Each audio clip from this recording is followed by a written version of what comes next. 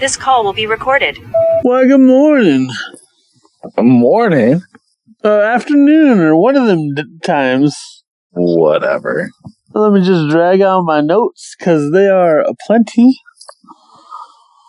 How are you doing, good sir?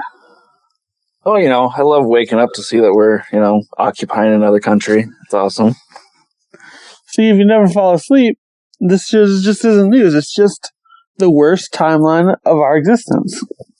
Well, it doesn't matter when you wake up or sleep. That's always true. Yeah, see? It's good times, I guess, or something. I don't know. Yeah. To hell with the world. Good stuff. Happy New Year, everybody. We're starting off 2026 strong. We're still in it, I guess. We're doing the thing, or I don't know. New us, new. No, not even new us. That's 20 years ago. I'm just redoing it. New year, new. Nope, same thing. Same shit. I mean, yeah, at least this time they're not lying and being like, weapons of mass destruction. They're like, no, we're here for oil. We need that oil, bitch. We're just fucking here. So, fuck you and fuck this and fuck that. And welcome, friends and family, to random number 187. We've done 50 of these since being back. So we are wrapping everything up.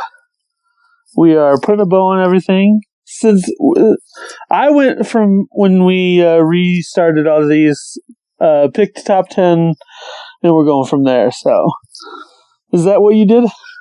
No, I did what we normally do, which is the top 10 that came out this year. But it's okay. It's fair. You just play by your own rules. Listen, there was a lot of everything fun, and I think out of everything we watched, we probably watched maybe 15 or 20 out of this last year. So, I mean... I can't tell because I watched so much stuff outside of this. Yeah, see... I saw 70 new movies this year, or that released this year. That's ridiculous. I think you're making that shit up. No, you tell me you didn't. We had to have watched at least 20. Yeah. We had the Wolfman. We had Flight Plan. There's a bunch of bad movies we watched you could have put on there. Oh, yeah. No, those are off to the side. No, I was like, no, I'm not going to do that. The honorable mention werewolves, but... I don't know. Where do you want to start then? At least 4 of my movies in the top 10 I know we watched, so you should at least got 4. Oh, yeah. Like, top 5 are solid ones from this last year. So we're going there. Let's just do the top 10 then. What do you got for 10 then? Number 10, I have a movie called Sorry Baby. It is streaming on HBO Max, I believe, if anyone wants to watch it. It is a first-time filmmaker. She wrote, directed, and starred in this film about, I don't want to say it. She is a college student, who gets sexually assaulted and has to deal with that over time. It's a very good movie. Well, that's a hell of a pitch. Not seen it. I'm interested in seeing it because if it made your list, it should be a good one. And it's great central performance. It's very funny. There isn't a movie that wallows in the despair within it, but is also very honest about what happens. Nice. Yeah, I mean, a first-time filmmaker, we've had a handful of those that are just wonderful. Wasn't Lady Bird like a first time? That was the first time Greta Gerwig directed, but she's been writing stuff with Noah Baumbach for a while. Oh, yeah. Well, yeah. So Sorry Baby, that's on the list of things I need to see now. I'm excited. You said it's on HBO? I believe it's on HBO. I think that's where I watched it. You son of a bitch. I can't remember. It was so long ago. But also, I know movies where I'm just like, I'm not going to try and make you watch it. I check stuff out and I'm like, I'm not going to make him. It's good, but... I enjoy movies now, sir, so you can put that behind us. You always enjoy movies, but you get really mad when I get, stuff that's off the beaten path. Is it scary? No, it's not The Conjuring 3, 4. Well, see? Then I probably have no problem with it, besides, like, context stuff. But, like, I enjoy new filmmakers and such and seeing all that good, like, the good that they're putting in the world. So, yeah, I'm excited to check that one out. My number 10 is Tombstone, because Tombstone fucking rules. That wasn't even a new one. Well, no, it was. You hadn't seen Tombstone before. Yeah. Yeah, Tombstone rules. I mean, it's weird you haven't seen it in the 30 years it's been out.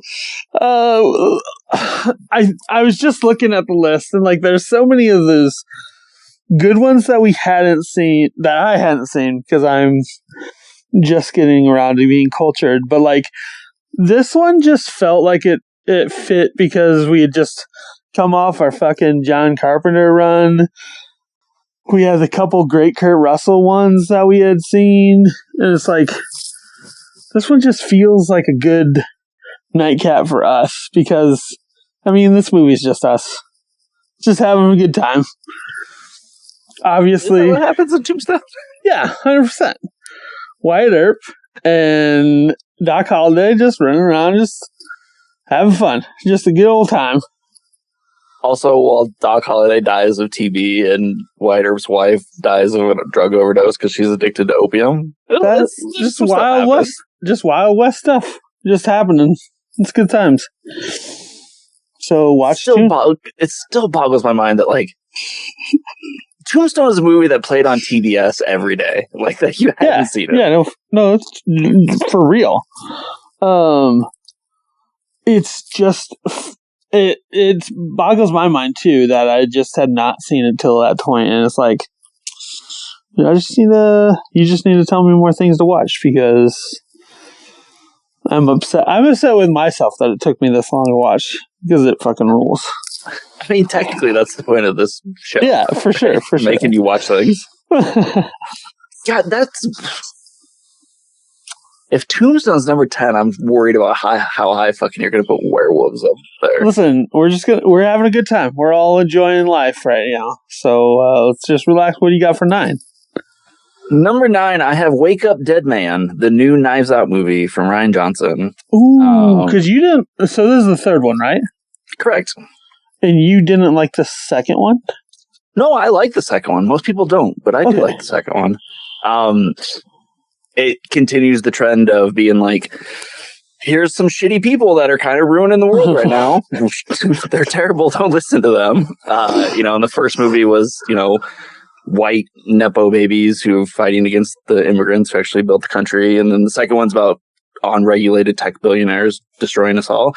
And this one's about how faithful people can be corrupted by their rage and go and destroy everything, when really we need to be compassionate towards each other and forgive each other. It's very good. It's not the best of the three. The central mystery is just kind of like, it's there, but it's more about the characters in this one for sure. Oh, hell yeah. Like, I haven't seen the second one, but I saw everybody was upset with it, so I kind of avoided it. But having your seal on it, I kind of want to check it out, and along with this one. I've heard good things about this one. But yeah, that first one's so good that it's like, why wouldn't I? And it's long, but it's fine. Like, it's like 2.5 hours, which can kind of seem indulgent, but there's a lot of characters. But it's also like, Daniel Craig doesn't show up till 45 minutes in, kind of thing, like. Hell yeah! But it's good. Josh O'Connor's in it. He's really, really good. He's the main character. He was the tennis boy in Challengers that she didn't marry, the fuck up one. Yeah, he's in it. Right on. Hell yeah. And that's on Netflix then? Correct. Nice. Fuck yeah. My number 9 is a wonderful one. We're all going to agree that this is great and deserves to be on the list, but it's Magnificent Butcher. Oh, shit. Hell yeah. I'm shocked that that's the one you went with out of all the Hong Kong movies we watched. Yeah, I put them all on the list, and I was like, this one had everything I wanted. It was ridiculous, over the top. There were great fight scenes, and it also had Wildcat, so. Oh, shit. Yeah, Wildcat. Like, this was quintessential. Like, if you just needed a Hong Kong movie to just wet the tip of your tongue, like, this is a great one. Just to go and swing, and it's... I still have the English dub in the queue to watch over there on Criterion, but like this, I just remember having so much fun watching this movie. It's fun. It's got some really cool fight scenes. I love the fight between the two masters when he's doing calligraphy and shit. Oh yeah, again, a movie that kind of dips its toe into weird sexual assault things out of nowhere. But he was out drinking with his buddy, so that's weird incest stuff, and it's odd, but it's fun. Like I think I'd probably put like one of the Jackie Chan things over it, but it's fine. Yeah, I mean, Killer was great. Police Story, like, it was weird with those movies because we had seen the American angle from it for so many of them, and it's just like. It's interesting to see their take on those stories, but a better take than all the ones we had. And it's, dude, I'm a Hong Kong fan for sure. Also, have a shotgun ready. You gotta blow up a motorcycle. What do you got for 8 then? Number 8, I have Die My Love, the new Lynn Ramsey movie. She did. It's her first movie since when we were recording the show the first time, when she did what was it? I Was Never Really Here. The Joaquin like saves a girl from sex trafficking and beats people with a hammer movie. Oh, okay. Yeah, it's her new movie. First one since then. It's got Jennifer Lawrence and Robert Pattinson in it. It's basically 2 hours of Jennifer Lawrence being like, I'm going crazy because you won't fuck me. And Robert Pattinson be like, I'm not going to fuck you. It's great. It's the best. So he's basically Batman again. Yeah, this is Batman again. He's like, I can't do that. No, it's about a young couple. She gets pregnant, so they move out to his recently deceased uncle's farm in Montana, basically. And it's just like the dissolution of their marriage and her losing herself and being taken away from everything she knows. It's a very, very good performance from Lawrence in it. Oh, yeah. That looks awesome. And I like the actor, so... Well, yeah. I don't know if I like Pattinson, but I'll give him a shot. What? How do you not like Pattinson? Listen, he's so good. He is good. It's just I don't know if he's my flavor. And I keep giving him shots. He's just kind of like in this movie. It's definitely a Lawrence vehicle. It's streaming on Mubi. If anyone has Mubi, you can watch it there. Well, I'll have to figure out how to get Mubi because now I want to see that because that looks awesome. Coming in number 8 for me. It's a wild card. We got Sorcerer, baby. Sorcerer rules. That's fuck yeah, it does. Dude, like, just laying out all the movies we saw last year, I was like, when I wrote down Sorcerer, I was like, I already know you're on the list.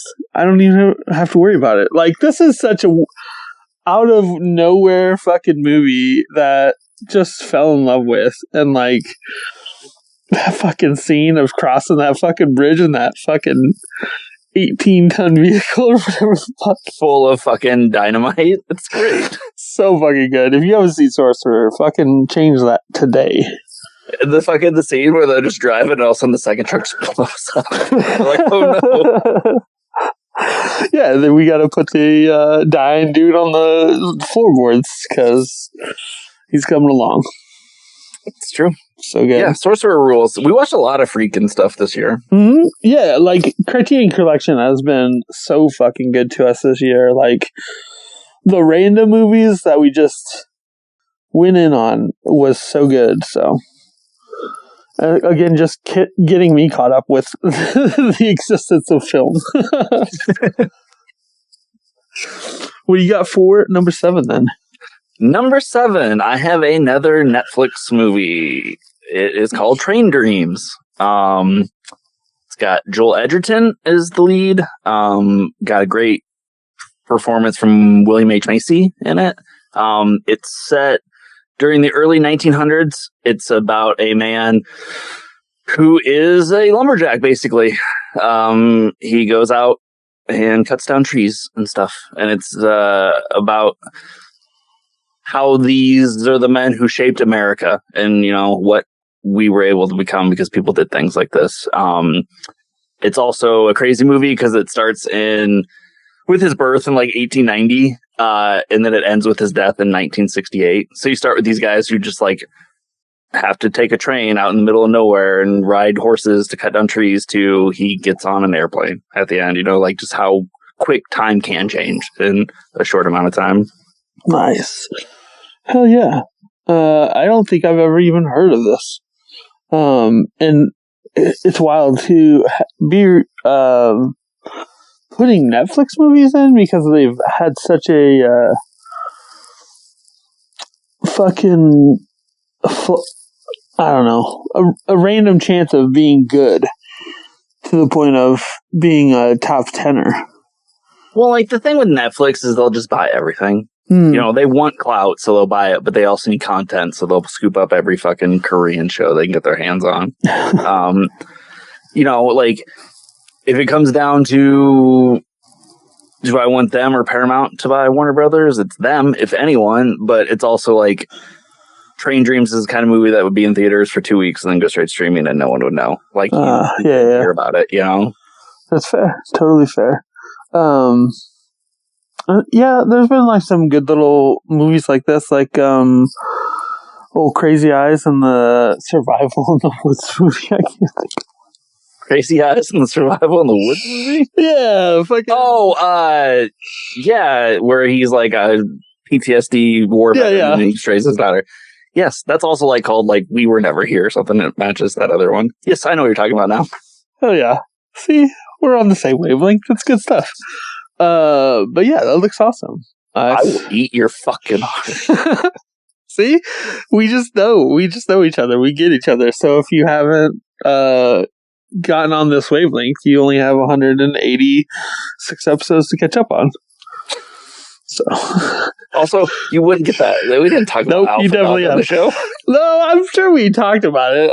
I bet every time we talk about Crazy Eyes, we reference it. So we've had to have talked about it at some point. So, also, Crazy Eyes is Ben Foster, who is a character. We don't need to disparage him all the time. That's not disparaging. If I had one thing that I was known for, I'd be all in, man. Ben Foster's great. My number 7 is a little movie called Paris, Texas. We have not gotten to Werewolves yet. I'm so scared. I told you, Werewolves is not on it. I didn't want to do that to you. I don't believe you, though. That's the thing. Yeah, that's probably good thinking. Paris, Texas, we watched it. It's just this kind of really fucking heartbreaking story of like this lady that just doesn't want to take care of her kid. Like she had it and was like, no, not for me. I'd rather keep whoring. But in that whole thing, there's a really beautiful love story that's like kind of ruined because they wanted to become more, and then they realized they weren't compatible to being more, and then like it just kind of dissolves. But like there's this really fucking heart-wrenching shit that is like true to life, and it's like, I don't know, that one stuck with me probably the most out of this year. Yeah, Harry Dean Stanton rules. We saw him a couple times this year too. Yeah. He showed up in Christine and Escape from New York, and then this. So great year for Harry Dean Stanton. Hell yeah. Except he's dead. I mean, there's that, but but he fucking rules. So go check that one out. It's also awesome seeing him in an actual lead role because like he's just been a side character for most things, and it's like I wish him not to have this heartache, but I'm glad he fucking brought it. So right, it's kind of like he's like a character actor who finally got shit. It's like, when Buscemi finally started getting lead roles versus just being a background player in Cohen's or whatever. Yeah, for real. So what do you got for number 6? Number 6, I have a film you've seen. I think the first one on the list. I have Zach Kreger's Weapons at number 6. Wow, I didn't figure it'd be this low for you. Weapons is great. It's super fun. It's super funny. It tells 3 different stories that kind of weave together. You follow different characters, so everything kind of keeps a pace. And there's witch shit, so it's cool. I just like some other things better. Oh, that's fair. It's still it's a 4-star. Everything from here on out is 4 stars and up for me. So nice, hell yeah. Number 6 for me is Thief. I think we can very much tell how much we love this movie. Like, it just subverted so much expectations, but also just so many quotable shit. Like, this movie is just came out of nowhere, was great. Like, this was Michael Mann's first ones, right? Correct. And, like, just out of the gate, just fucking swinging. Like, love all his other movies, but, like, this one is the one to beat. And, like, even with his reconfigurations of this movie, like, heating them, they're great, but Thief is on such a different level because it just didn't give a fuck. And everybody needs to see it. Yeah, it's got Crazy James Caan. It's got Robert Protsky. It just fucking rules. I would have been cool if you put that at number 1. Listen, it was... I was Even so tempted to raise the rules. Yeah, I was so tempted to split this list up so Thief could be number 1, but like, I was like, let's hold on, let's get the actual numbers in this year. So, remember when they kill Belushi? I do. I remember a lot about this movie. It's crazy. We were just talking about Harry Dean and like never having that role, but like, these are characters that you would not expect to be in lead roles and just fucking nail the shit out of it. Like, there's so many good things in this movie. You can go see Thief. I'm mad at you for not seeing Thief already. Yeah. I'm mad that I didn't see it till this year. So what you got for number 5 then? Number 5, I have Begonia. Nice. I also have Begonia as number 5. Hey, we are on the same wavelength. Hell yeah. Begonia it's lesser Yorgos. I wouldn't, I'd put like Killing of Sacred Deer and Lobster and Favorite above it, but it's still Yorgos. He gives us fucking weird, wacky shit that kind of rules. Mm-hmm. I love the performances in this movie. I think that carries a lot of what some people might not like about it. The idea of like, you listen to this guy rant about conspiracy theories, and then he's right, and they're kind of like, "Whoa, what's that say about the world?" And I'm like, "Oh, fuck that." It also says the world needs to die, and I'm okay with that as well. So, yeah, no, for real. Each one of this movie is just something wild that hits every chord along the way. Like you said, the performances are great, but like the movie the movie itself lives and has its own breathing and fucking, it's so good and wild, and like you're along for the ride from the get-go because you don't trust anything, but you want to believe everything, and then it turns out you should have been believing everything, but then you don't really want to know everything. It's like, it's such a fever pitch movie, and it's fucking... and it's just, again, like, people who have smaller roles, like, it's cool to see Jesse Plemons be front center in this, after he's not hard up for anything. People love him, he got big from Friday Night Lights, I guess, Breaking Bad, but he's like the quintessential person I'm never ever gonna trust, and like this movie's like, well, there's one certain scenario I would have ever trusted him, I guess. Aliens. Definitely fucking watch Begonia. I'm even talking about it, getting ads for it. It's like, thanks, I appreciate that because it's a great fucking movie. So, yep, it's great, and I think it's streaming on Peacock now. If anyone wants to watch it, hell yeah, totally worth it. What do you got for 4 then? Number 4, I have It Was Just an Accident. This is a film from Iran. It is, I don't know what it is. Okay, so it's about these this man who was arrested as a political dissident and held by, a despotic government and tortured for 3 years in prison. And then he finally gets out.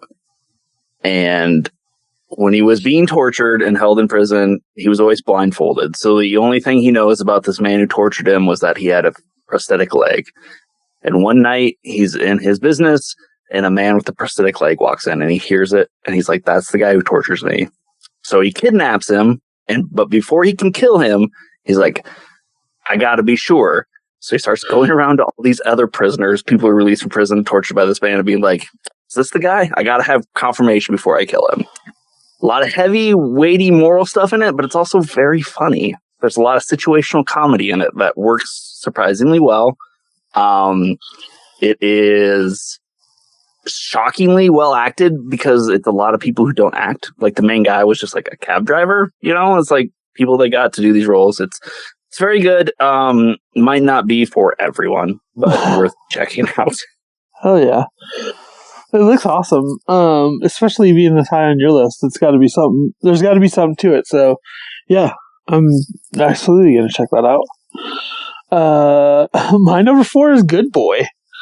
Oh shit. Yeah. Like I remember talking about this and just the weight of this had that it held me and it was a genuinely haunting movie and it's like you're just following this dog and he's just like, man, fuck this shit. Fuck that shit. And I'm here to protect my master. And it's like, well, fuck that shit, though. Yeah. And, I think we talked about it. It's it took 4 years to film and everything. It's but, the movie's just... I was never expecting to like this movie as much as I do. And I'm already thinking about a rewatch because, it just worked so well. See, I like Good Boy. Mm-hmm. I think it would have been better as a 45-minute short. I think it kind of struggles to reach its runtime. That said, you run onto things of well, what do you do? Because it's a story told from the perspective of a dog. How much can you get in depth and we learn about these things? So I did what we do connect with from it is very subtly kind of laid out. It's not just it's not just a guy and a girl in the background being like, I'm dying of cancer. Oh, this makes me so sad. They're not laying it on in the background. And it follows Indy. Indy is the best boy.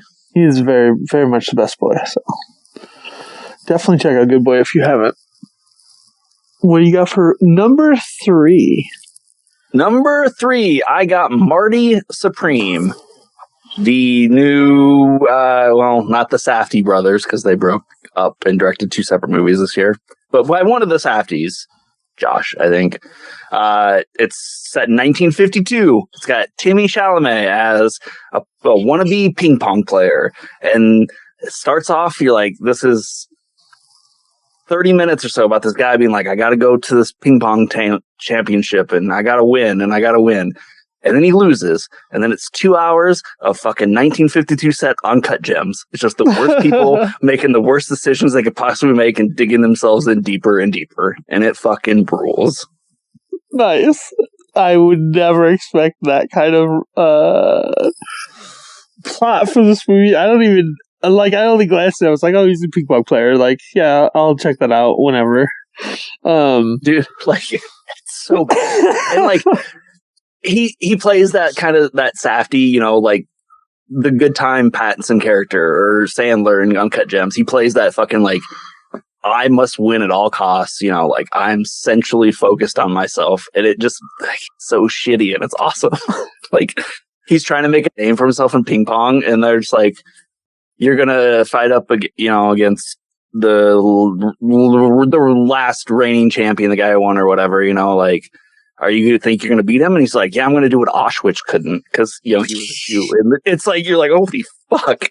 And then, when he goes up against a Japanese character, that's who beats him in their first tournament, he's just like, I'm going to, drop a third atomic bomb on him. We're going to end Japan. And you're just like, oh my God, this guy is shitty. But, maybe it's just he's trying to, he's just trying to make a name for himself. But then it turns into, he's hustling people and stealing money from these people on armed robbery, and there's people getting blown up and shot in the face, and it's just like, yes, give me all this. You had me at armed robbery. I'm in. That's the first 10 minutes he fucking robs somebody. I fucking love it. Fuck yeah. I can't. I'm looking forward to seeing that one. I saw it on a few different lists for the end of the year, so it looks awesome. So, my number 3 is Weapons. There you go. Yeah, I was going to talk about it more, but like, yeah, this was the main witch shit that we saw this year, and like, when she fucking scares the shit out of Brolin in his dream. Like, there's so much about this movie that we keep constantly talking about, and like, it's just a fucking head trip. And then you get to the back end of the movie, it's like, we're in real witch shit here, and it's a fucking wild ride for sure. Okay, and then you get like the ultimate catharsis of the fucking screaming children. Kids assault. Kids are the best weapon. Fucking A. What do you got for 2? Well, at this point, I believe our number 1 and 2 choices are going to be the same, but I don't know if they're in the same order. Oh, I bet. I bet they're going to be switched. Number 2, I have Sinners. Mm-hmm. Mm-hmm. Great movie. Ryan Coogler does a lot with this, and I think that was my main criticism when we talked about it originally, was there's like 17 movies shoved into this, and I could have watched any one of them and been interested in it. I love that it takes its time to build, and then I think the actual like assault on the end is kind of underwhelming in terms of what we got beforehand, which is the only reason I'd say it's like down a little lower. But it has an all-timer, like that sequence of the past and the present melding. Dude, yeah, musical absolutely. Is like, I keep coming back to this. Like, I love a lot of the songs on the soundtrack, so I'll just go to YouTube and flip through them every now and then. But like the fucking main scene of even the opening of this movie, where it melds the old and the new, like, it's so, like, I have goosebumps just talking about it. Like, it's such an incredible scene, and you get all these fucking players from the past just shredding the open air, and it's just such a fucking beautiful scene. There was a lot that happened great this year, but like the senses and the tingling I get from just even glancing at anything Sinners related is momentous on its behalf, and I'm glad. Like, Coogler's one of my favorite directors right now. Michael B. Jordan's just incredible. Delroy Lindo rules in this movie. Like, yeah, like, it's such an incredible movie. It is my number 1. Which means probably your number 1 is One Battle After Another. That is correct, which I guess is your number 2. Yep. I figured we'd have them switched, yeah. They're so good. Like, One Battle is one that I've watched 3 or 4 times now at this point. Like, Jesus Christ. Yeah, and you know me, I never really rewatch anything until I want to, but like a couple friends have been wanting to watch it. I was like, well, I mean, we watched this, and I love watching it with new people, because it's like, listen, it's a almost 3-hour movie. There's a lot to get through, and it's like the first 45 minutes are just completely different from everything else, and like that's what the movie's sold on. That's what you're expecting. So when it fucking diverges from that, it's such a beautiful fuck you, and in such an interesting way of showing how life progresses after all of that. But like that beginning 45 minutes is so fucking good. It just goes so quickly. It's like, oh, it's such a beautiful movie. I think the whole movie goes quick. I don't think anything about that movie feels like almost 3 hours. Like literally, and by the time you get to the car chase sequence, which is essentially the end, you're like, I could watch 10 more hours. keep doing it. It's fine. 100%. I can follow Ghetto Pat forever. Absolutely, 100%. Like the fucking whistle he does to the Mexican dudes, and like everything about that car scene is so good. It holds tension so well. Because like at any moment you're like, well, this is over. Everybody fucked up. We failed everyone. And let's go home, I guess. But like, no, it keeps going. It keeps pressing the issue. And it's like, these are the worst people we know. These are the best people that hate those people. And we hate them too now. Also, we've got to find our daughter. Yeah, it's just, I don't know. I love everything. Everyone's great in it. I could watch Sean Penn be a fucking weirdo for 10 hours. Benicio being a competent, like, underground militant rules. Ghetto Pat sucking all the time. When he falls off the roof is the best moment. Or the best when he's like, you gotta jump, Bob, you gotta jump. And he ends up having to swerve the car to knock him off because he can't even jump out of the car. And it's all so good. So fucking good. If you haven't seen it, you have to. Like, it's definitely one of the best of this year for sure. So, oh, good times. We did it. We've been doing this thing for another year. I love it. I have a handful of honorable mentions. Is Werewolves on your honorable mentions? Werewolves isn't. I know. I can understand Werewolves is not a good movie, but that movie just fucking scratches all of the itches I need at that current moment. It's fucking ridiculous. You have a werewolf ripping another werewolf's head off. Like, what more could you want? Let's go see Werewolves. A better movie. But there's a lot of great ones. I really wanted to put Anora on the list. Yeah, you did see that this year, didn't you? Mm-hmm. I forgot. I watched it last year. I liked Killer of Killers. I think it was the better of the Predator movies we had. But you liked it better than Badlands? But I also don't think it was a full movie. So it's really weird. I would take any section of that movie and extend it and just watch all day long. Still love Badlands. We're in such a great moment where Predator movies are just fucking knocking it out, and I'm elated by it. So, Borderline was another wild one. What? You're giving honorable mention to Borderline? That's like in my 40s on my list. Yeah, no, it definitely needs to be up there. It's such a weird fucking stalker-esque movie. It's like we're against all of this, and it's like that one just made it work, I guess, and to an uncomfortable level. Devils from the 70s because it just rules. And we got one of our favorite main actors from it too. Superman. I want to keep telling people about this movie because it's surprisingly the quintessential Superman movie. And yeah. I mean, it was right outside my list. It's number 11 on mine. Nice. Yeah, it works well if you haven't seen it and you need a pick-me-up. I think that's a good one to lean on. Onibaba became one of my favorite movies. Just black and white. You didn't and just watch Onibaba this year. That was last year. Well, yeah, no, it's from when we started again. Oh, well, yeah. No, it's not though. Yeah, Onibaba was one of the first ones we watched. No, it was with Lace and Tenebrae and all that stuff. Yeah, but then we took a break again because you couldn't keep us. Listen, breaks from when we started second season, I guess. We technically didn't. We had like a half season in between. I wouldn't say we started till January. What got us back together was Lynch dying this year. It's true. Very true. Because we tried, and you were like, "No, I'm going to watch these horror movies," and then you're like, "I was in for it," but there was a lot of things going on in the world that was like, fuck it. But speaking of which, Lost Highway, if you haven't seen it, fucking rules. Fuck yeah, the ghoul.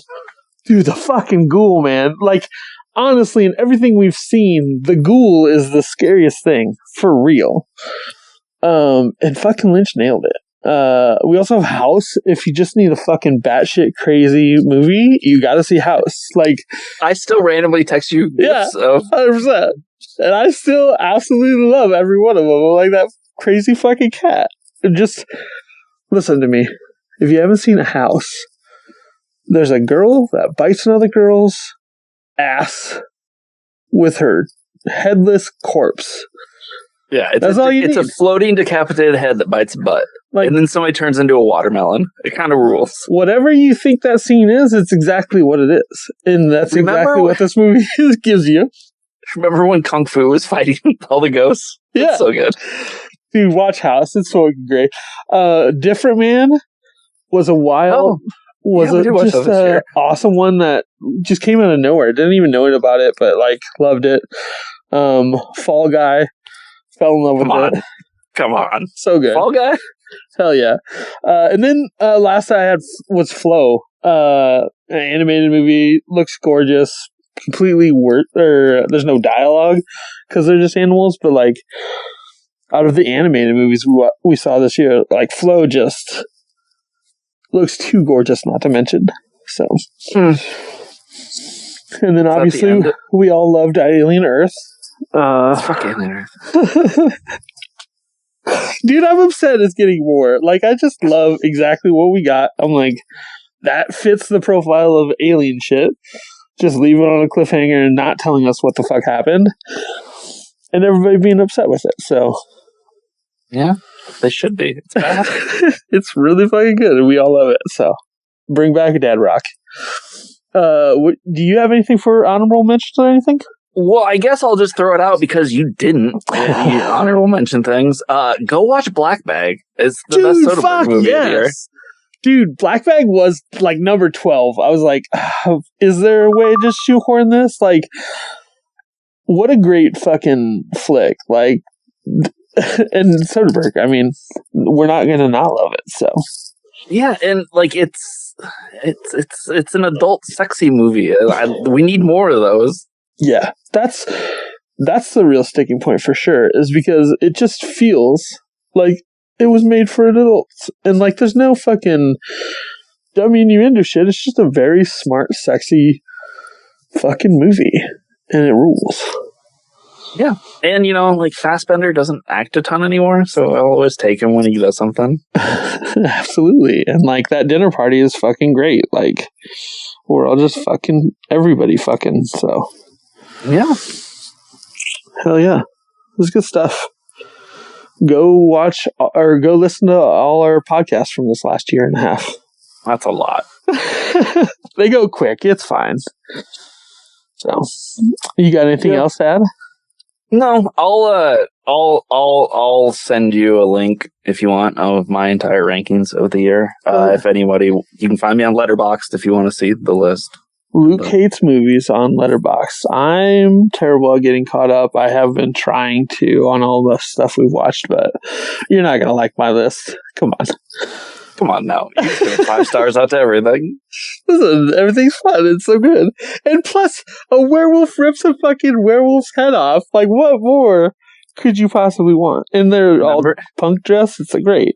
Yeah, he turns into a werewolf. He's still got a fucking denim vest on with a chain. Yeah, whatever. I'm done talking about werewolves. We talked about it like 3 episodes.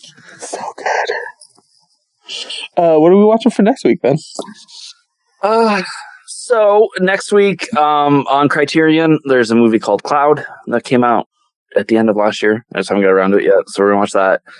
And then on Max, they threw up some Rob Reiner films, so we're gonna hit some of those since he just unfortunately passed. So we're gonna watch Misery and When Harry Met Sally.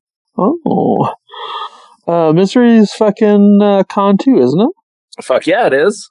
I think I've seen it, but it was forever ago. So I've probably seen like half of it, but yeah, I'm totally down for that. So watch all that stuff and enjoy it, and then come back and we'll hit you with the New Year's episodes coming at you now. Starting with Random 188 next week. So peace, enjoy all that stuff, and I hope your year's going better than whatever the fuck US is trying to do with the world. So peace. There's no peace in this world. It's terrible. This call is no longer being recorded.